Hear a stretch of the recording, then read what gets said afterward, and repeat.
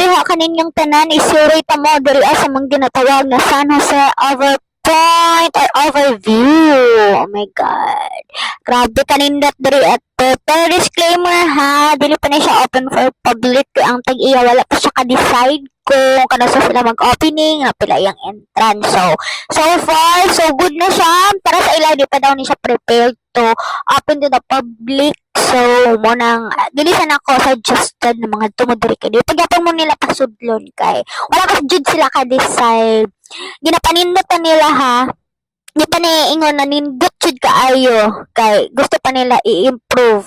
Pero ha, tan-awa lang ninyo kung unsaks niyo siya kanindot.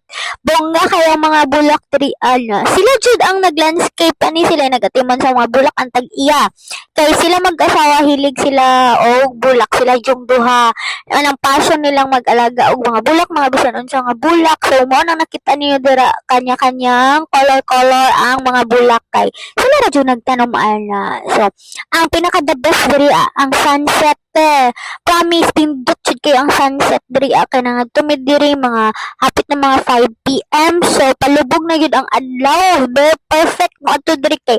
Makita na mga sunset tapos di na init ang panahon. Kana padulong na mo gabi iba. Pero ang sunset bongga yun kay siya. Promise, search ko na nga makita ninyo dira sa mga pictures. I-flash na ko ang mga pictures na akong na-capture during nga naami diri part na pala siya pag-inspection sa mga new tourist spots diri sa yung Corelia kay amo man siyang EOR, diba? So, part na siya to ang peace and order para ma-locate na to or ma-verify ang mga bagong tourist spot kay para na po na inganyo na tong ubang mga citizens sa Philippines.